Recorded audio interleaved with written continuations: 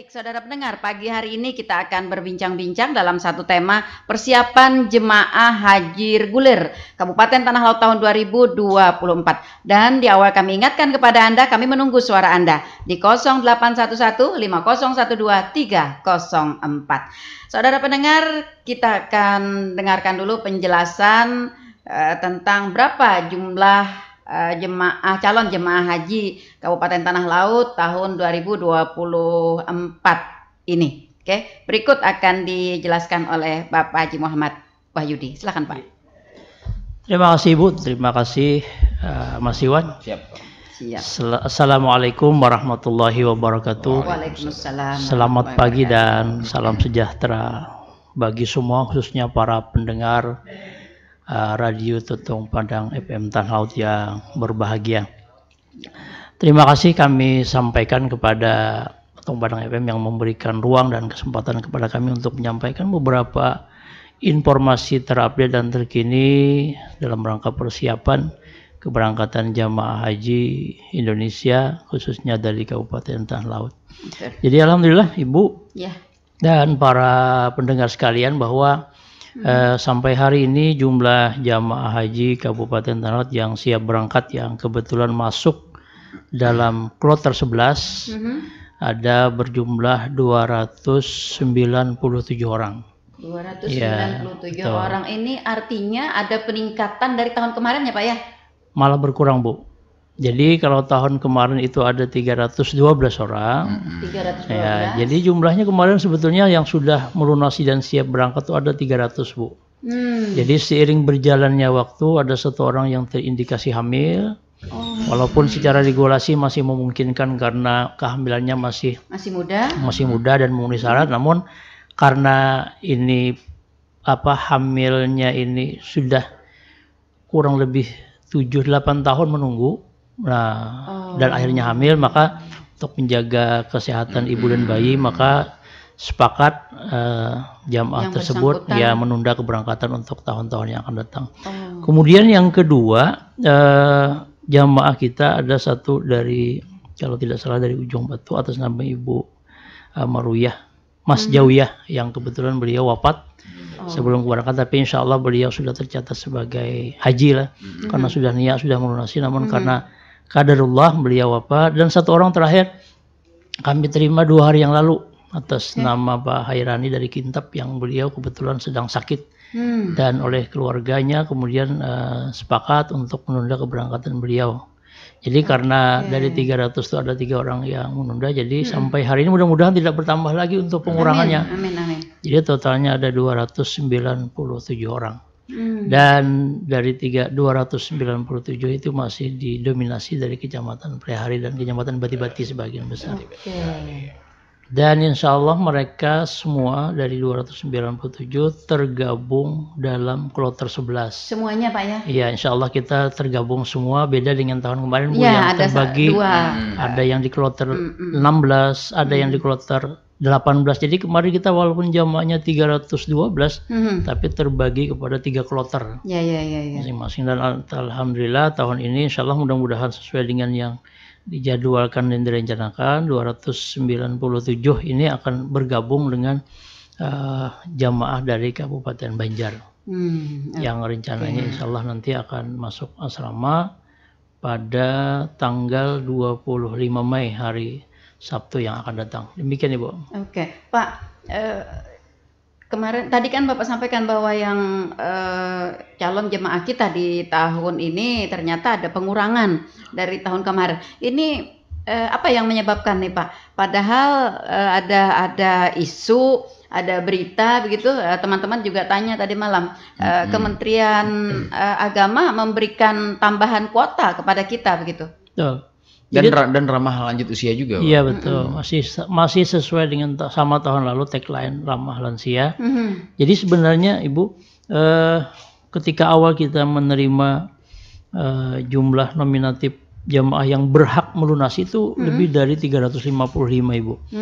Nah cuma setelah kita lakukan screening, kita sampaikan kepada calon jamaah haji yang berhak melunasi, sebagian besar mereka itu adalah menunda keberangkatan karena pertimbangan-pertimbangan tertentu. Jadi sebelum pelunasan mereka sudah menyatakan menunda, yang dengan alasan ekonomi, alasan menunggu keluarga, ada yang alasan studi, kemudian ada alasan ya tadi sebagian besar memang masalah ekonomi karena pertimbangan-pertimbangan mungkin ya yang jelas tahun ini ya, tidak sampai takdirnya untuk berangkat. Nah, penundaan-penundaan itu karena kuota haji kita ini menggunakan kuota provinsi, maka tentu yang mengisi porsi berikutnya adalah nomor-nomor yang ada di bawahnya, dan itu belum tentu dari tanah laut. Begitu. Ya, jadi tahun ini cadangan sangat besar sekali dialokasikan kurang lebih 15%. Jadi mereka melunasi para cadangan itu dengan catatan siap untuk tidak berangkat, dan itulah yang mereka nanti akan mengisi mereka-mereka yang mengundurkan diri itu. Oke, ternyata memang seperti itu. Memang ternyata kuota kita bertambah ya Pak ya. Kuota kita bertambah, tetapi karena ada kondisi-kondisi tertentu dari masyarakat kita atau calon jemaah haji kita, sehingga kita mengalami pengurangan, dan itu diisi oleh provinsi, tidak diisi oleh orang tanah laut. Ini memang peraturannya seperti itu atau hanya mulai tahun ini atau bagaimana nih Pak? Betul, jadi memang Kalimantan Selatan itu adalah salah satu provinsi yang mendapatkan kuota itu kuota provinsi. Beda dengan Jawa Barat misalnya yang ada kuota kabupaten, atau ada di Kalimantan Barat yang menggunakan kuota kabupaten. Jadi ada plus minus lah menggunakan kuota itu. Tapi untuk Kalimantan Selatan khususnya menggunakan kuota provinsi. Jadi ketika misalnya 3.800 atau tahun ini 4.100 jemaah provinsi Kalimantan Selatan, maka di-ranking lah dari 1 sampai 4.100 itu yang dari Kalsel tidak lagi melihat kabupatennya, tapi sesuai dengan porsi waktu pendaftaran mereka. Jadi yang berangkat tahun ini adalah mereka yang masih mendaftar di tahun 2011 sampai dengan bulan Juli 2011. Jadi masa tunggu mereka ya kurang lebih 13 tahun dari sejak mendaftar, sekarang baru bisa berangkat. Ya. Oke, Pak, melihat kondisi cukup banyak mereka yang gagal berangkat, meskipun ini seperti yang tadi Pak Wahyu disampaikan bahwa ini sebenarnya bukan alasan itu hanya lantaran begitu ya, tapi memang karena panggilannya yang tidak ada begitu ya.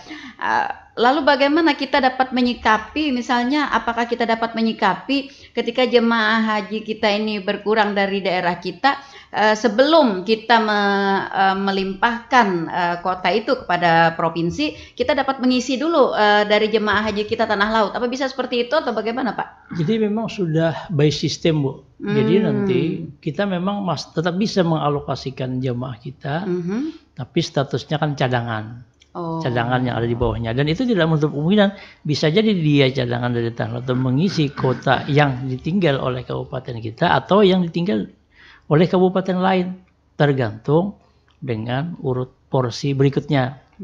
Jadi memang sudah by system, sehingga ketika bahasa kitanya tuh urut kacang. Jadi kalau misalnya urut 2 tidak bisa, 3 melanjutkan, 3 tadi bisa, 4 melanjutkan, begitu seterusnya.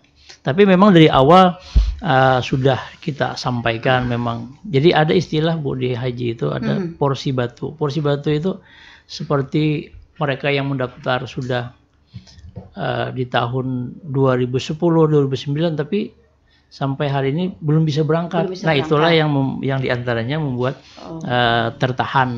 Tapi itu mereka tetap diberikan kesempatan setiap tahunnya untuk dipanggil. Siapa tahu mereka akan melaksanakan haji di tahun berjalan gitu. Oke, seperti itu ya. Soalnya ada jemaah kita juga yang bertanya-tanya, kalau melihat ini katanya saya kemarin bareng si ini mendaftarnya begitu. Nah, ketika ada pengurangan, ada yang tidak bisa berangkat, berharap saya bisa naik begitu, ternyata tidak bisa begitu ya, karena seperti itu tadi ceritanya Pak ya, karena memang by system begitu. Jadi semata-mata bukan kekuasaan mutlak dari Kementerian Agama Tanah Laut begitu Pak. Betul. Oke, baik, ini perlu dipahami ya. Jadi sehingga tidak ada apa ya, tidak ada simpang siur pemahaman ya bagi jemaah haji kita. Ini ada sebagian Pak yang pengen sekali gitu berangkat, rasanya sudah menggebu-gebu, melihat ada kawan yang kemarin bareng kita mendaftar masuk begitu. Nah, kita nunggu-nunggu nih kalau ada yang mundurkan diri. Ternyata banyak yang mengundurkan diri. Oh, tapi ternyata saya tidak masuk begitu, tidak dipanggil gitu. Nah, seperti itu. Sehingga mungkin timbul anggapan macam-macam gitu ya. Jadi dalam kesempatan ini kita perlu memberikan penjelasan agar kita sama ya. Ya, memberi anggapan. Oke, saya ke Pak Tudin. Pak, tadi disampaikan oleh Pak Wahyudi ada jemaah haji kita yang tidak dapat berangkat, ada yang karena hamil, karena meninggal dunia, kemudian karena sakit, kemudian karena ada alasan ekonomi yang karena alasan ekonomi ini, apakah memang ada kenaikan yang sangat signifikan Pak ongkos naik haji kita, sehingga mungkin para jemaah kita tidak siap ketika mereka dipanggil begitu sampai ke nomor mereka? Ya. Sebenarnya ini ya Bu ya, sebelumnya memang dari tolak ukur ini mulai tahun 2023 kemarin kan. Nah, masalah kenaikan itu.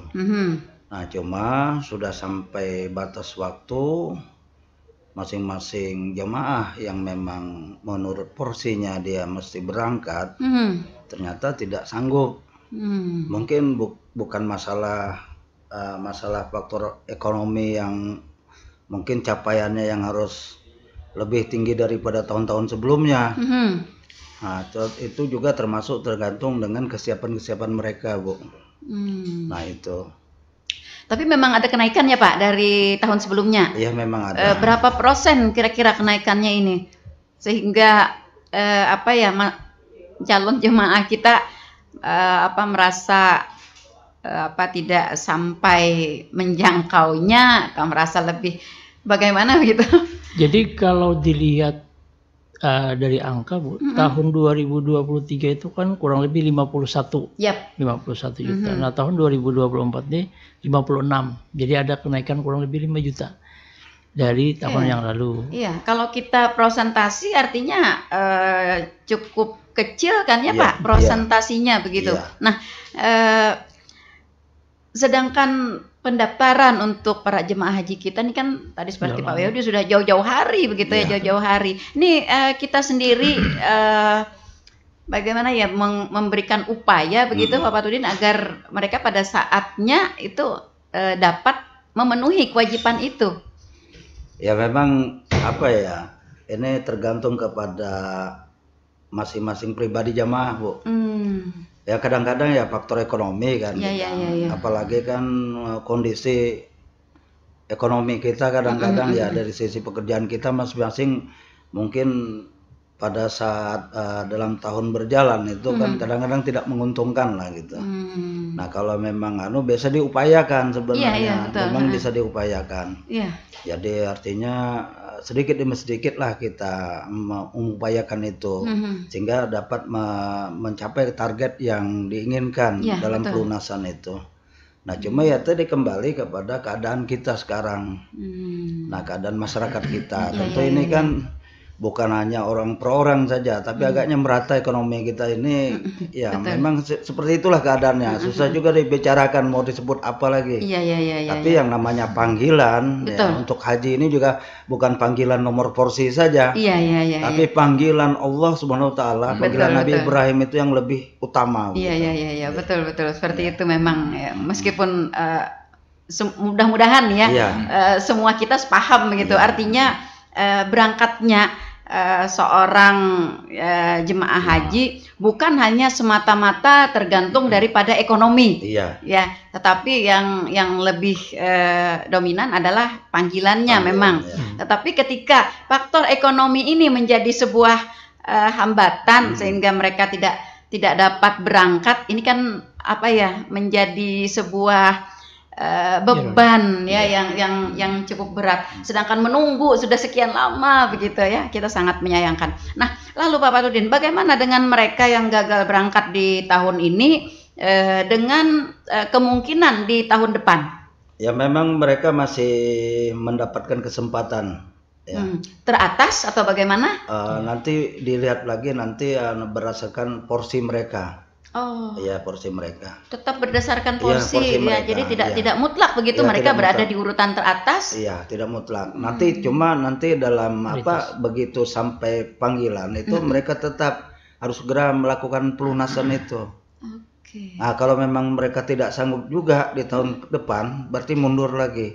Ada kadang-kadang ada yang secara pribadi mereka sudah sampai panggilan, nomor porsinya sampai, tapi mereka minta belakang gitu, tahun depan aja. Iya. Itu mungkin karena kesiapan dan lain sebagainya ya. Meskipun mungkin untuk setor sudah dapat terpenuhi, tapi untuk sangu kira-kira ya. Nah, biasanya yang lebih berat Pak, bukan pada setornya, tapi sangunya. Bisa sangunya lebih berat lebih banyak daripada setornya. Apalagi kalau sembahyang hajat. Nah, betul. Kemudian jamaahnya itu dapat tapih dan amplop. Nah, itu dia ya. Itu dia yang lebih memberatkan mungkin ya. Betul sekali. Oke, baik, kita berharap mudah-mudahan yang gagal berangkat di tahun ini, tidak bisa berangkat di tahun ini, mereka dapat sabar, tawakal, menerima semuanya, dan kita berharap nanti tahun depan mereka diberikan kemampuan, baik kemampuan fisik, kemampuan ekonomi, dan kemampuan yang lainnya untuk bisa berangkat. Amin. Amin. Iya. Baik Pak, bagaimana ini persiapan kita untuk jemaah haji reguler kita di tahun 2024 ini? Apa yang lebih kita tonjolkan sebagai sebuah inovasi atau sebagai sebuah hal yang baru di tahun 2024 ini bagi jemaah kita? Iya, baik, terima kasih Bu. Jadi kalau ditanya tentang kesiapan, jadi sesuai dengan jadwal yang sudah dirilis dari embarkasi, kita akan masuk asrama pada hari Sabtu tanggal 25 Mei pukul 21.30 atau jam setengah 10 malam. Tinggal 5 hari lagi Tinggal 5 hari lagi, menghitung hari. Jadi kita flashback ke belakang, jadi sebelum hari ini kita sudah melaksanakan manasik, baik yang sifatnya mandiri dilakukan oleh jamaah maupun yang dilaksanakan oleh pemerintah, dalam ini kantor Kementerian Agama. Jadi di salah satu hak yang diterima oleh jamaah haji adalah mereka menerima manasik sebanyak 10 kali pertemuan. Jadi 2 kali. Itu murni yang dari Depak Pak? Iya betul. Jadi di situ mereka difasilitasi dengan narasumber, materi, kemudian konsumsi dan lain sebagainya. Jadi 2 kali pertemuan di kabupaten, 8 kali pertemuan di kecamatan. Nah, jadi di kecamatan ini karena regulasi itu mengamanahkan minimal 45 jamaah per kelompok bimbingan, jadi maka kita gabung dari beberapa kecamatan di satu tempat. Yang jadi, berdekatan gitu Pak ya? Jadi misalnya di Bati-Bati kemarin kita gabung antara Tambang Ulang, Bumi Makmur, dan Kurau misalnya bertempat di Bati-Bati. Kemudian di Pelehari, Bejuin, Tekisong, dan seterusnya seperti itu. Jadi untuk lebih mendekatkan jamaah. Jadi kalau kita kerjakan satu-satu juga tidak mungkin, karena ada jamaah yang hanya cuma 5 orang dalam satu kecamatan. Tapi di sisi lain ada yang jamaahnya sampai 70. Jadi kita sharing seperti itu. Kemudian yang kedua, persiapan, alhamdulillah kami sudah menerima rilis manifest Bu. Jadi dari manifest yang kami cek sudah, itu semua jamaah kita sudah keluar pisahnya. Jadi salah satu yang dikhawatirkan jamaah haji sebelum berangkat adalah satu, pisahnya keluar tidak. Walaupun sudah melunasi, sudah dapat tas, sudah mempersiapkan segala satunya, kalau sampai hari pisahnya belum keluar, itu jadi satu persoalan. Yang kedua, kekhawatiran jamaah itu menjelang keberangkatan adalah pada saat diembarkasi, karena di sana akan ada pemeriksaan kesehatan terakhir. Nah, jadi sebagai informasi saja, kloter 1 dari Kabupaten Banjar kemarin ada 5 seat yang kosong. Di antaranya adalah karena HB darah mereka rendah sehingga tidak layak terbang. Begitu. Kemudian ada yang padahal sudah iya, pisah sudah keluar. Yang tinggal melangkah ke pesawat begitu ya. Betul. Masya Allah. Nah, di situ yang kami tekankan lagi, dan alhamdulillahnya di kabupaten kita, dan konon cuma satu-satunya di Provinsi Kalimantan Selatan, untuk pemeriksaan HB ini difasilitasi oleh pemerintah daerah. Jadi alhamdulillah. Kemarin kami waktu melaksanakan manasik terakhir, seluruh jamaah itu dicek lagi HB-nya. Nah, terindikasi ada yang rendah, tidak memenuhi standar, itu akan dikonsolidasi oleh petugas kesehatan. Petugas. Jadi mereka yang intent baik visitasi, baik secara call, menghubungi, mengingatkan kembali apa-apa yang perlu mereka lakukan supaya menjelang hari HB itu bisa naik. Bahkan nanti insya Allah besok Ibu kita akan melaksanakan sholat hajat di Masjid Agung Syuhada. Jadi setelah sholat nanti esok pelepasan dari pelepasan secara resmi juga dari pemerintah. Jadi diawali dengan pelepasan dulu, kemudian sholat zuhur berjamaah, sholat hajat, dan di situ juga rencananya Dinas Kesehatan akan kembali melaksanakan pemeriksaan HB darah yang mereka yang rendah kemarin. Jadi kita tidak ingin menyerahkan begitu saja kepada mereka, karena tidak ingin pada saatnya nanti terjadi peninggalan. Itu yang kita khawatirkan karena tahun 2023 itu akan ada jamaah kita yang seperti itu. Ketika siap berangkat, HB-nya rendah, istrinya yang rendah, suaminya mau menunggu, akhirnya 2 seat yang kosong. Nah, itu yang dihindari. Dan itu tidak bisa diisi lagi karena sudah berada di Leisure time ya. Paling yang bisa ngisi adalah yang mereka kloter sebelumnya yang bisa dimajukan, yang sudah terdata di kloter lain juga kan, tapi yang dari daerah tidak mungkin bisa, lagi. Itu memang itu kendalanya. Jadi pemeriksaan kesehatan itu yang salah satu inovasinya yang dari pemerintah kita, yang kata Dinas Kesehatan tidak ada di Dinas Kesehatan di kabupaten lain. Jadi proaktifnya sejak tahun kemarin. Jadi kita sudah bisa mempetakan, memitigasi. Ini HB-nya rendah, berarti ada sudah yang melakukan transfusi 2 kali. Jadi supaya jadi ada upaya ikhtiarnya dimaksimalkan. Kalau sudah ikhtiar dimaksimalkan, hasil akhir itu kan itu sudah kuasa Tuhan. Ibarat pepatah itu kan, sedih kata orang tuh manusia punya rencana, tapi Tuhan punya kuasa. Nah gitu. Nah kemudian juga Ibu, yang baru kami terima ini Pak Awang. Jadi hasil audiensi, dan kebetulan Ibu tahun ini Pak Kepala Kemenak selaku Ketua Kloter, dan juga Ulun sebagai petugas daerah tahun ini kebetulan dipercayakan. Kemarin melakukan audiensi dengan Pak PJ Bupati, dan alhamdulillah beliau akan informasinya itu menyangkut masak asam kemasan. Dalam bentuk box. Apa pegangan asam apa itu? Pak Asam itu Pak. Bukan yang telang. Nah, jangan asam tenggiri, karing tenggiri. Jadi nanti disiapkan, insya Allah. Jadi sudah disiapkan oleh pemerintah daerah, ya mungkin dalam bentuk box kecil, tapi paling tidak ibaratnya itu di awal-awal sudah masih bisa merasakan nuansa daerah kita. Betul Pak, betul. Dan di sana itu terasa rasanya nikmat sekali. Ini kawan-kawan yang sudah pernah Pak itu dibela-belain gitu ngebawanya. Betul, dibela-belain ngebawanya. Tapi ternyata kalau pas sampai di sana emang rasanya nikmat sekali. Beda Pak rasanya dengan di Plehari gitu. Padahal bikinan Plehari. Tapi ketika kita makan di Plehari dengan makan di sana, itu nikmatnya beda. Jadi dalam kesempatan ini mungkin kita ucapkan terima kasih kepada pemerintah Kabupaten Tanah Laut, khususnya Pak PJ Bupati yang juga paling tidak menyiapkan lah oleh-oleh lah buat jamaah haji yang akan insya Allah nanti mereka terima menjelang keberangkatan. Nah, kemudian Ibu juga dalam kesempatan ini kerjasama Kementerian Agama dengan pemerintah kabupaten dalam hal pemberangkatan dan pemulangan jamaah dari daerah asal ke embarkasi juga luar biasa. Jadi insya Allah tahun ini kalau tidak keliru ada 13 bis yang sudah disiapkan. Salah satunya khusus diperuntukkan bagi para lansia. Jadi mereka nanti akan menempati bis khusus gitu. Jadi ketika mereka sampai nanti ke embarkasi, mereka tidak mengikuti seremoni penerimaan, pemeriksaan kesehatan langsung di tempat di mana mereka dikumpulkan. Jadi tahun ini sesuai dengan tagline Haji Ramah Lansia juga, maka mereka akan diperlakukan lebih baik daripada tahun kemarin. Itu juga upaya-upaya yang sudah dilakukan. Perlakuan kita sudah memberikan peningkatan kepada para lansia.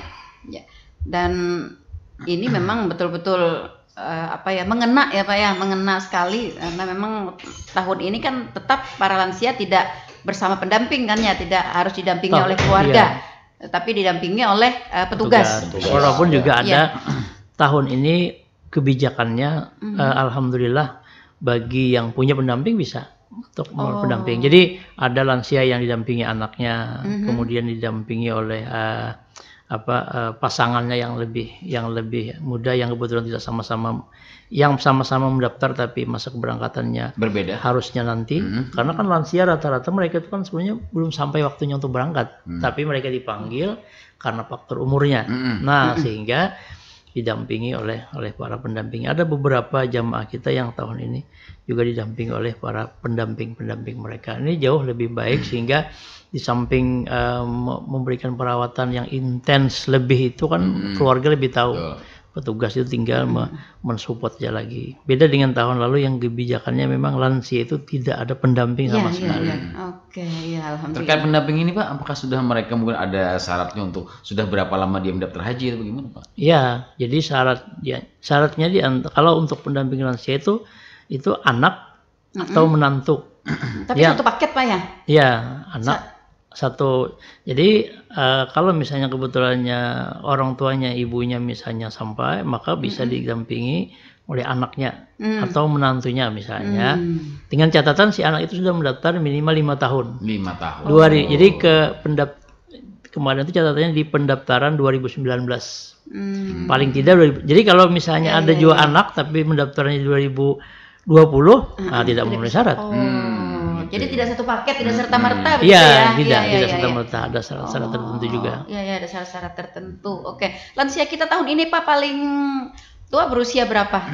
Paling tua lansia kita ada 70-an rasanya. 90 dari Jorong. Ibu Salmiah atau Aslamiyah nama beliau tuh. Dari Jorong. Tapi ketika beberapa kali kita bertemu dalam setiap kesempatan, beliau sehat alhamdulillah. Dan sehat beliau. Alhamdulillah. Artinya Sidin layak untuk berangkat. Tadi HB darah tidak kurang, tidak turun begitu. Ini HB-nya turun juga nih Pak.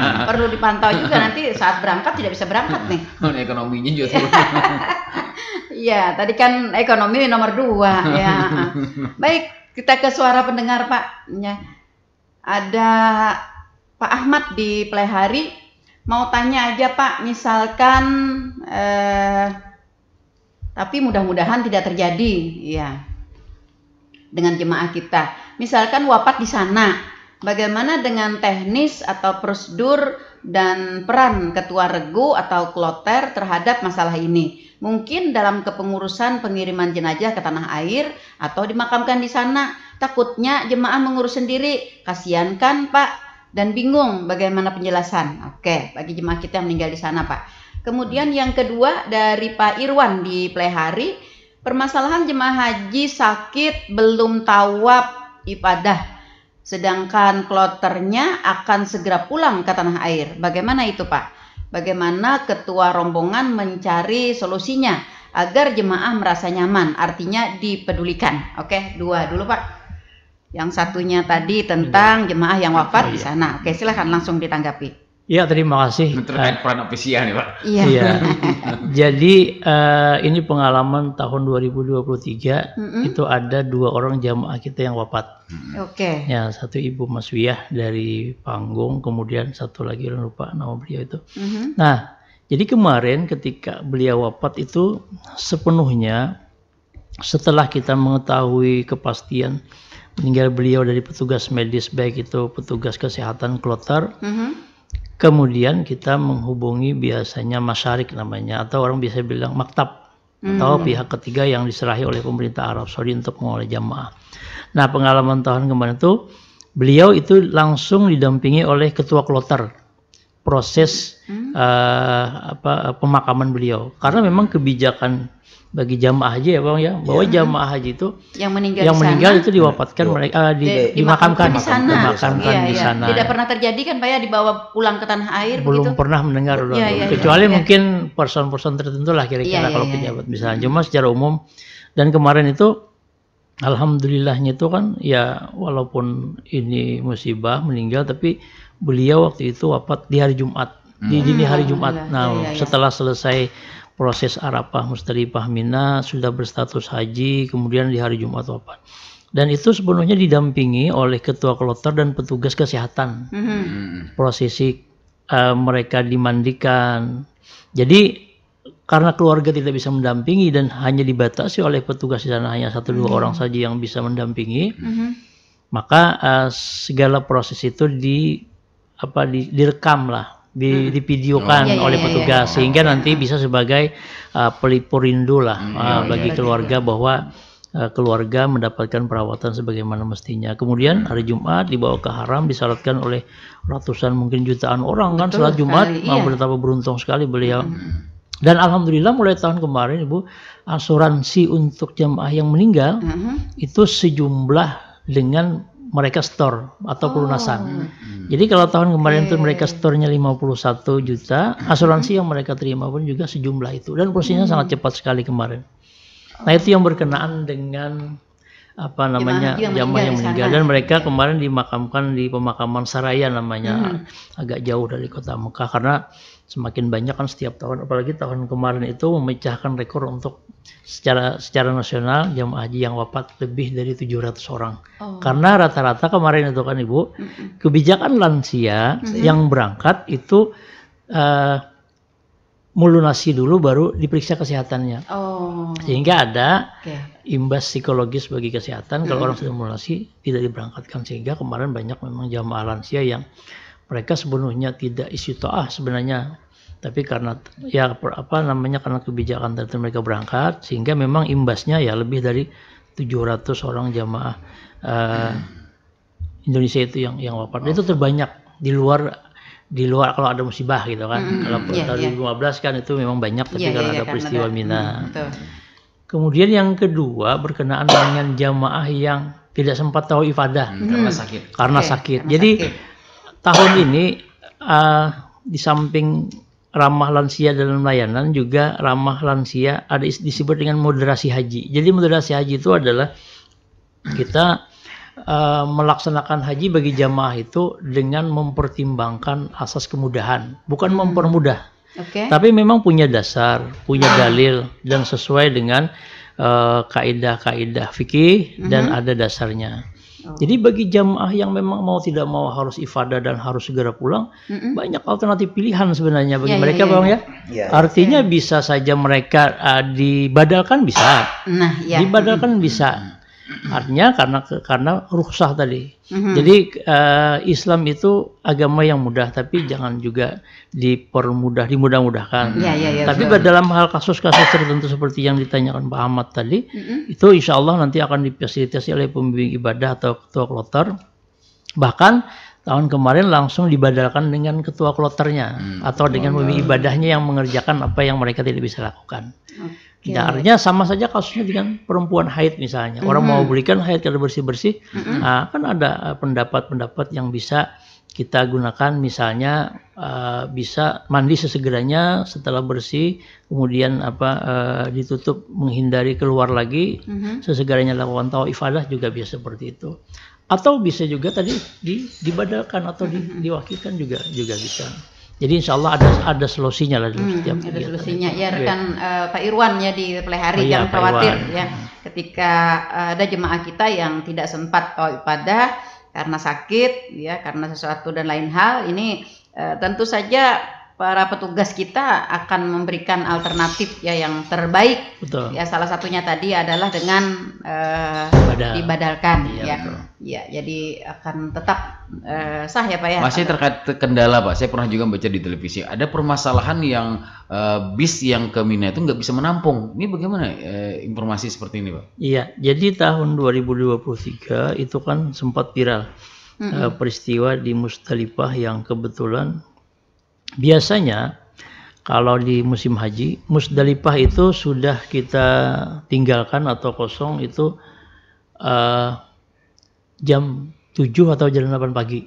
Itu sudah terangkut semua dari Musdalifah ke Mina.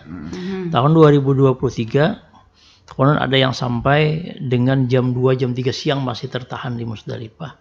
Nah, alhamdulillahnya jamaah kita tidak termasuk itu. Jadi kita kemarin kloter 11 itu di pukul 8, sebelum 8 pagi mereka sudah diangkut ke Mina. Nah, ada persoalan kompleks memang yang terjadi di 2023. Pertama memang itu kan untuk pertama kalinya jamaah haji dibuka secara full ya. Di tahun 2022 hanya 50% dan tidak ada lansia.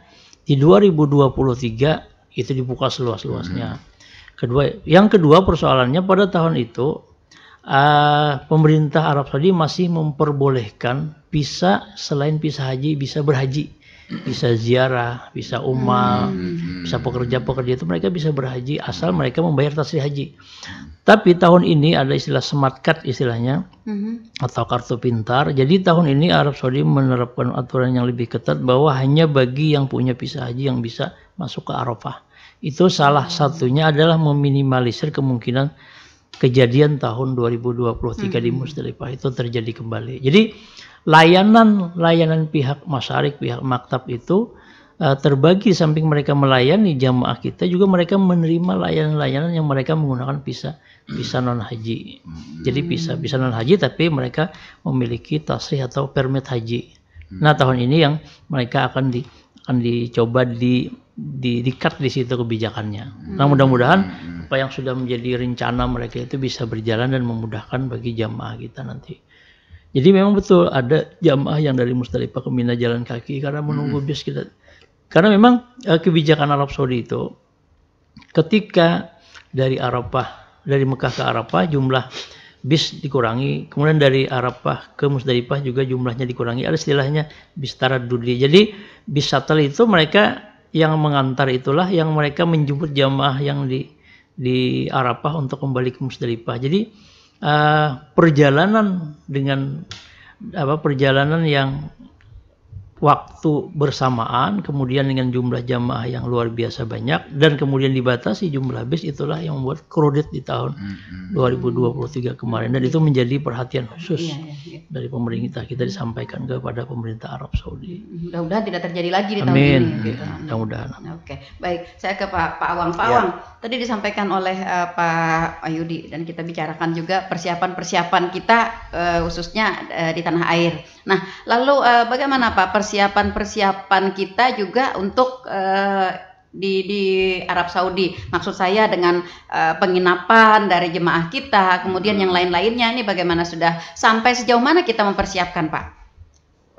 Untuk penginapan mungkin ya sudah di sana sudah alhamdulillah sudah ready, berarti ya ready semua, sudah bagus, sudah.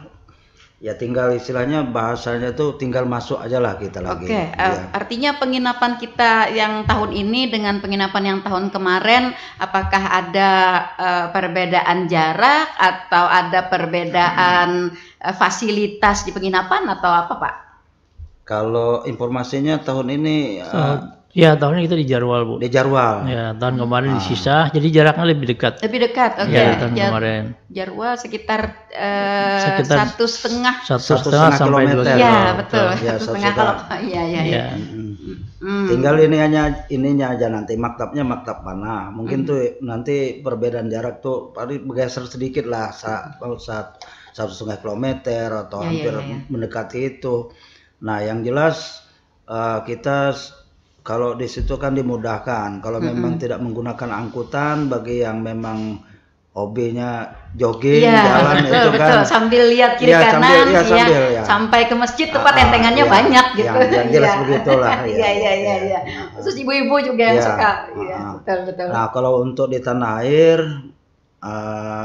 ini kan sedang inilah, sudah jemaah kita sudah siap-siap sudah, ini masuk ke koper sudah. Karena nanti tanggal 23 batas akhir nanti sudah masuk semua koper besar itu yang masuk bagasi itu di Kementerian Agama Tanah Laut sudah. Nanti kami kumpul, nanti baru kami antar ke embarkasi haji di asrama haji. Jadi lebih dulu ya Pak ya, koper besar itu ya. Nanti yang ada, nih saya ingatkan kembali. Bagi jemaah-jemaah kita, khususnya jemaah haji Tanah Laut tahun ini, mudah-mudahan mereka juga memonitor kita saat ini, atau keluarganya juga nanti koper besar itu dikirim lebih awal, tanggal 23 itu masuk sudah ke Kementerian Agama, kemudian yang dibawa itu cuma tas tenteng saja. Nah, tas tenteng maksudnya, selain itu kan ada tas yang pembagian langsung itu, ada tas tenteng itu yang nanti dipersiapkan dalam perjalanan, termasuk nanti kain ihramnya di situ, ya kain ihramnya. Ada lagi tas kecil, untuk masukkan paspor atau dokumen-dokumen yang dibawa, duit termasuk di situlah. Ya. Atau obat-obatan. Nah, jika perlu obat-obatan. Obat-obatan pribadi begitu ya, pribadi Pak ya? sifatnya. Nah, itu dimasukkan di tas itu. Jadi jangan lupa seperti itu nanti. Jangan nanti untuk keperluan kain ihram, untuk ganti pakaian sementara yang ada ketika berada di asrama haji tanggal 25, Bu. Iya, ternyata dibagasikan gitu ya. Dibagasikan semua itu. Nah, itu. Nanti repot sendiri kita. Betul. Oke. Nah, lalu fasilitas asrama sudah lebih dekat daripada tahun kemarin. Kemudian fasilitas makan minum, Pak. Ini bagaimana kita mempersiapkannya dari tanah air nih dengan kondisi di sana nanti? Untuk makan minum seperti tahun sebelumnya, kita ini kan semua sudah disediakan oleh pemerintah kita. Betul, melalui muasasah di sana. Jadi masing-masing maktab itu sudah mempersiapkan untuk konsumsi kita masing-masing. Tinggal kita saja nanti kadang-kadang ya lidah kita ini pengen menyesuaikan juga dengan makanan-makanan kita, keseharian kita di sini. Ya silahkan saja. Yang jelas 3 kali sehari itu makanan konsumsi itu disiapkan dalam bentuk catering kotak biasanya. Nah, inilah nanti juga ada peran yang sudah dibagi oleh ketua kloter di sini, pembimbing ibadah, peran masing-masing ketua rombongan dan ketua regu nanti saling bantulah di sana. Iya, jangan sampai ada terjadi kan tahun kemarin katanya ada yang nggak kebagian. Iya, makanya. Gitu ya. Itu. Ternyata karena berlama-lama di perjalanan, Pak, karena kiri kanan kan banyak orang jualan gitu kan. Jadi jalan gitu kan singgah sampai ke asrama nasi habis gitu ya. Ternyata nggak kebagian katanya. Jadi ini adalah sebuah pengalaman juga nih bagi jemaah kita. Ini apa yang harus mereka lakukan nih, Pak? Jadi begini, Bu, nanti masalah konsumsi ini ada peran ketua rombongan, ada peran ketua regu, dan juga dibantu oleh jemaah itu sendiri. Jangan-jangan nanti karena ada ketua rombongan, ada ketua regu, malah jamaah ini santai-santai saja. Ya sebenarnya kita itu satu bagian. Yang namanya jamaah itu kan satu bagian dari semua. Jadi saling bantulah. Jangan sampai nanti ya kalau persoalannya tadi ada yang masih di haram, ketika di Madinah, ketika lagi ziarah misalkan terlambat. Jadi tolong kawan-kawan yang lain, jemaah yang lain yang standby di situ ketika berbagi konsumsi ini, tolong jatah temannya itu disiapkan, ditinggal bahasa apa ya? Bahasa Banjarnya ditinggalilah kawannya. Dilainakan, Pak. Dilainakan itu. Seperti itu. Yang sampai ada lebihan nih. Kan kebetulan kita lagi porsi tambahan. Saling atau kepekaan sosial makin terasah semestinya di sana. Mestinya ya semestinya. Karena itulah sebagian dari tanda-tanda haji mabrur itu seperti itu. Peduli dengan sesama itu. Bagus di sana ya kalau bertambah bagus lah bahasanya. Iya, seperti itu. Oke, baik. Masih ada suara pendengar kita, Pak. Ada Pak Karim di Tampang. Bagaimana tanggapan pihak Kementerian Agama dengan adanya perjalanan haji plus dan plus, Pak? Oke. Ini memang saya tadi sudah konsep juga nih, pengen tanya itu ya. Selain daripada haji reguler dengan kondisi yang seperti kita sampaikan tadi, lebih banyak orang kepada haji plus dan plus. Ini penjelasannya bagaimana, Pak Wahyudi, silakan. Ya, terima kasih Pak Karim. Jadi pertama, pemerintah itu mengakomodir di dalam Undang-Undang Nomor 8 Tahun 2019 itu kan hanya ada 2, ada haji reguler, ada haji khusus. Nah, haji reguler itu yang biasa langsung dikelola oleh pemerintah melalui Kementerian Agama. Kemudian yang kedua haji khusus itu yang dikelola, yang kuotanya diberikan oleh pemerintah, kemudian dikelola oleh pihak swasta lah. Dalam hal ini Biro Perjalanan. Biro Perjalanan. Nah, kalau di luar itu tidak menjadi tanggung jawab pemerintah. Jadi sekarang ini kami lihat ada banyak iklan-iklan di medsos, di jalan-jalan. Sekian langsung berangkat. Sekian langsung berangkat. Bahkan biayanya sangat murah sekali. Sangat murah, iya. Bermurah-murahan kayaknya, Pak. Betul. Jadi kami hanya ingin mengingatkan kepada masyarakat supaya hati-hati aja. Waspada, hati-hati. Karena kita sudah belajar dari pengalaman 2022, 2023 yang sudah sampai di Jeddah dideportasi oleh pemerintah Arab Saudi karena tidak memiliki visa. Jadi yang perlu dipastikan oleh jamaah itu ketika mereka mendaftar adalah mereka mendapatkan nomor porsi, baik reguler maupun haji khusus. Jadi kalau ada misalnya yang menawarkan dalam jangka kurang tahun depan berangkat dengan sekian ratus juta, nah itu perlu hati-hati. Kita lihat track record apakah memang mereka dari Biro Perjalanan yang sudah tercatat dan memang sudah memiliki izin untuk khususnya Haji Purada misalnya. Haji Purada misalnya. Nah, apakah mereka memang dari Kementerian Agama memiliki izin itu? Itu yang perlu dipertanyakan.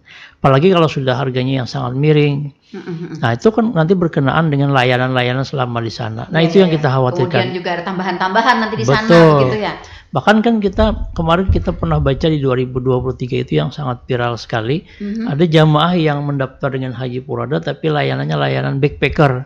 Hotel cari sendiri, makan cari sendiri. Akhirnya jadi kayak backpackeran padahal mereka menggunakan visanya visa Haji Purada. Nah, jadi kami hanya mengingatkan saja kepada masyarakat bahwa lebih baik kalau misalnya ada tawaran-tawaran itu bisa dikonsultasikan dengan Kementerian Agama. Kita bisa nanti cek track record Biro Perjalanannya, apakah mereka memang track recordnya biasa memberangkatkan atau tidak, karena atau baru begitu Pak ya, atau baru. Dan kita apalagi di tahun 2024 ini tidak ada lagi visa-visa selain visa haji. Jadi kalau misalnya ditawarkan menggunakan visa ziarah, maka konsekuensi yang ditanggung oleh jamaah tidak hanya dideportasi tapi di blacklist selama 10 tahun. Tidak akan bisa masuk Arab Saudi. Dan mereka dikenakan denda sampai dengan 100 sampai 200 juta karena menggunakan visa di luar visa haji. Nah, itu yang kita khawatirkan. Masyarakat kita kan kadang-kadang mereka lebih melihat karena harganya miring langsung berangkat. Padahal nah itu yang perlu diperhatikan. Jadi kalau yang haji khusus itu kan sekarang juga 5 sampai 7 tahun masa tunggunya, Bu. Yang resmi itu. Jadi kalau ada tawaran yang langsung berangkat kemudian biayanya sangat miring sekali, nah itu perlu hati-hati, waspadalah.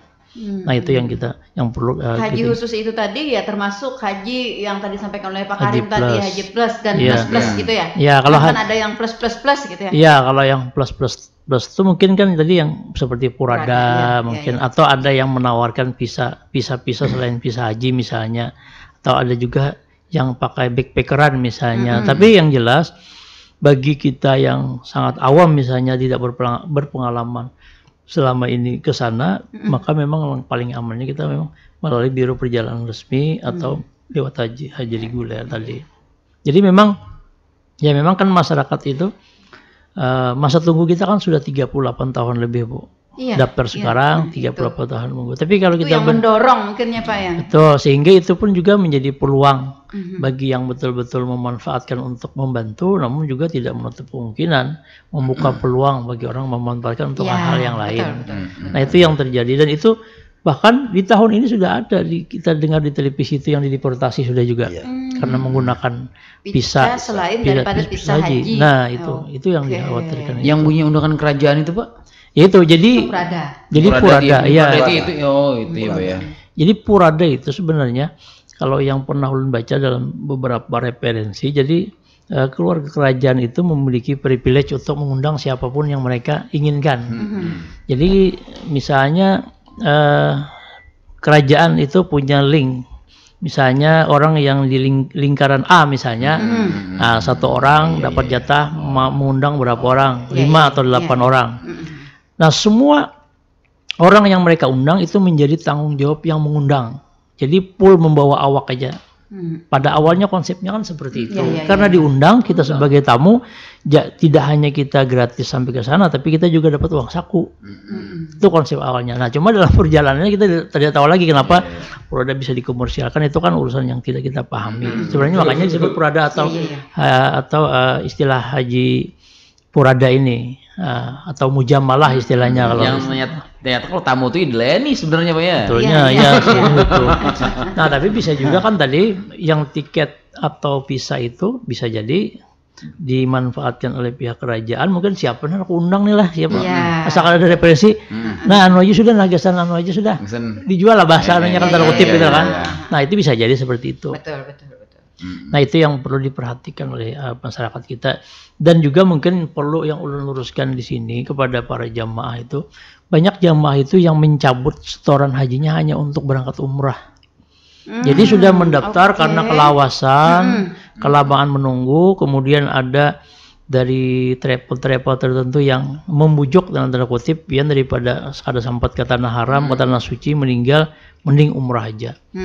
Jadi mengorbankan yang wajib untuk melaksanakan yang sunnah. Nah jadi ini yang perlu kami tekankan, walaupun mencabut atau membatalkan itu kan hak jamaah, boleh-boleh saja, tidak ada masalah. Tapi kalau hanya untuk kepentingan umrah dan menambah, kan dicabut cuma 25, paketnya 35, menambah 10 lagi. Dan itu kan sunnah aja. Toh kalaupun misalnya hendak juga, ya cari belain lah. Kalau ada juga, tapi kan itu kan pertimbangan ekonomi lah, masyarakat kita memahami itu. Tapi ya tadi mending kita tetap karena porsi jamaah itu kan bisa dilimpahkan, Bu. Artinya kalau kita habis umur meninggal, bisa diwariskan kepada anak, kepada saudara, kepada orang tua, kepada pasangan. Tetapi diambil kembali tidak bisa ya? Diambil kembali bisa, digantikan bisa, dan tidak merubah porsi langsung di porsi yang bersangkutan. Tahun ini banyak, Bu, jamaah kita yang menerima porsi limpahan dari keluarganya yang wafat. Jadi kalau seharusnya sih mamanya berangkat tahun ini, tapi karena mamanya meninggal, anaknya yang menggantikan. Nah jadi bisa, jadi artinya kalaupun tidak kita cabut, kita tidak berangkat, toh nanti berangkat adalah keluarga kita juga, toh mereka bisa membadalkan umrah kita. Iya betul. Membadalkan umrah walaupun itu membadalkan daripada haji. Kita cabut, berarti kan kita tidak punya peluang apa-apa lagi di situ. Iya. Nah itu yang perlu diperhatikan oleh masyarakat kita. Iya. Kalau gantikan itu datanya langsung diubah juga ya, Pak? Iya betul. Jadi semua berubah data, cuma nomor porsi yang tidak berubah. Nomor porsi tetap sesuai dengan nomor porsi almarhum atau almarhumah. Jadi langsung bisa seperti itu. Oke, saya masih ke Pak Awang. Pak Awang, kita masih berkaitan dengan apa yang tadi ditanyakan oleh Pak Karim dengan Haji Plus dan Plus. Karena kita tidak menutup kemungkinan ya dengan kondisi jemaah haji reguler kita yang daftar tunggunya lama begitu ya. Tahun ke tahun nanti akan lebih banyak orang ke plus dan plus gitu. Nah, banyak hambatan-hambatan tadi yang terjadi, banyak kasus-kasus yang terjadi terhadap Haji Plus dan Haji Plus ini yang seperti yang disampaikan oleh Pak Wahyudi. Apakah pihak Kementerian Agama juga, Pak, dalam hal ini pernah memberikan sosialisasi kepada masyarakat kita untuk melakukan kiat-kiat ketika kita hendak mendaftar menjadi Haji Plus atau plus? Sebenarnya itu sering, Bu, disampaikan melalui media-media itu, baik media massa seperti koran gitu, atau media-media lainnya melalui kan kemajuan teknologi sekarang. Gitu. Sering kita sampaikan itu melalui Kementerian Agama. Juga melalui para penyuluh agama kita, kita melalui yang piece to piece gitu ya. Khususnya ya kita Kementerian Agama Kabupaten Tanah Laut itu melalui perpanjang tanganan dari penyuluh agama, dari kantor urusan agama kecamatan juga, ya termasuk juga dari kantor besar kita kabupaten juga sering menyampaikan hal-hal semacam itu ke masyarakat. Cuma ya tadi kembali kepada pribadi masing-masing. Kadang-kadang kadang-kadang ya itu alasannya tadi karena nunggu cukup lama, ya karena ada faktor lain yang mempengaruhi, akhirnya dibatalkan, dicabut. Tergiur dengan ongkos yang katanya murah tadi ya, Pak ya. Ada juga yang saya dengar juga bahwa dicabut itu ya untuk modal usaha segala macam lah juga, bukan hanya karena apa, karena kelamaan menunggu, lebih baik dimodalkan dulu, nanti tujuannya ke yang lain yang lebih cepat berangkatnya. Akhirnya dua-duanya lepas semua, nggak berangkat. Iya. Dalam hal ini memang nggak ada panggilan sebenarnya. Ya, panggilan tadi, kembali ke panggilan. Iya, di samping memang tidak ada panggilan, tapi ini juga sebenarnya harus dilakukan penguatan hati ya kepada para masyarakat kita begitu. Jangan sampai kita salah memilih. Apalagi ketika kita ternyata sudah melangkah ke setor reguler, merasa antriannya ini begitu panjang, ambil aja kita modalkan usaha dulu, siapa tahu nanti kita bisa ke plus atau ke Prada begitu ya. Nah ternyata dua-duanya lepas semua, nggak berangkat sama sekali. Iya, jangan sampailah masyarakat kita sampai mengalami hal seperti itu. Saya juga rasa miris ya, ada jemaah kita yang katanya Pak Wahyudi tadi dikembalikan begitu, ternyata karena tidak memiliki visa hajinya begitu. Nah ini kan masyarakat kita mungkin tidak sampai pengetahuan, tidak sampai ke sana Pak, kalau tidak mendapat sosialisasi dari pihak pemerintah, dalam hal ini Kementerian Agama dan jajarannya begitu. Nah seperti itu. Iya. Dan juga kesehatan Bu ya. Tadi kan mau berangkat udah HB-nya yang turun. Udah mau duduk ya. Sedikit saya tambahkan Bu ya. Oke, siap. Khususnya untuk ini menjadi ingatan menjadi ingatan bagi jemaah haji yang berangkat tahun ini tanah laut. Ya, mungkin bisa didengar ini. Apa pribadi apa keluarganya, tolong sampaikan persiapan berangkat ini dari sekarang udah pola makan, pola istirahat udah dijaga. Jangan dekat harinya nanti rame-rame nerima tamu. Nerima tamu betul, tuh sampai tinggi malam. Iya makanya. Betul. Akhirnya terganggu lah kesehatan kita. Betul. Nah itu kurang tidur apa segala macam lah, nanti terganggu kesehatan kita. Jadi kalau bisa dibatasi saja. Bahasa Banjarnya itu bapurun kita nerima orang. Terima kasih kalau kita berangkat didatangi oleh keluarga, oleh kerabat kita, ini oleh keluarga jauh kita. Pak yang datang, jadi kayak apa Jar? Terima kasih itu. Cuma juga perlu dipahami, juga perlu dimengerti. Yang mau berangkat juga perlu jaga kesehatan. Itu saja. Bagus lagi Pak, tang ada tulak aja. Nah itu. Tang ada tulak sebenarnya. Iyalah. Kalau tulaknya aja kalau habaran. Tadinya tang ada tulaknya masih mending. Ini tang ada datangnya aja gitu. Bila tulaknya lah. Iya. Iya, ini perlu sekali. Iya, betul sekali. Datang dari jemput, pulang dari antar. Nah, iya. Ya, sekali lagi juga kita himbau ya kepada para calon jemaah haji kita yang akan berangkat di tahun 2024, apa yang tadi saya disampaikan oleh Pak Awang ya, jaga kesehatan, pola tidur, pola makan. Ini ada juga Pak, nih mending masih di tanah air nih, karena kalau makan gangan asam kepala baung di sana, nah makanlah gangan asam tulangan di sana, ngalih cari Jar, nah makanlah sebanyak-banyaknya di sini. Akhirnya tadi rendah harganya ya. Kolesterol naik. Iya, jadi jaga kesehatan yang paling utama ya Pak ya, utama sekali ya kesehatan kita. Oke, baik, ternyata tidak terasa ya waktu kebersamaan kita sudah berada di zona lewat ternyata ya. Sebenarnya masih pengen sekali berbincang-bincang karena sangat menarik ya untuk persiapan jemaah haji ini, baik oleh pemerintah dalam hal ini Kementerian Agama, pemerintah daerah, si calon jemaah haji sendiri dan juga keluarganya, karena bagaimanapun juga ada andil dari keluarga untuk keberhasilan calon jemaah haji ini berangkat. Betul. Pengen lagi Bu ya. Iya, jelas dong. Ya. Kita berharap mudah-mudahan semuanya dapat berangkat dengan lancar ya. Namun Pak, di penghujung kita ingin closing, ada himbauan atau apa yang kita sampaikan untuk calon jemaah haji kita dan keluarganya juga Pak, silahkan. Iya, jadi perlu yang kembali kami ingatkan kepada jemaah haji, ini sudah terjadi di Madinah beberapa hari yang lalu, jemaah kita itu ditangkap.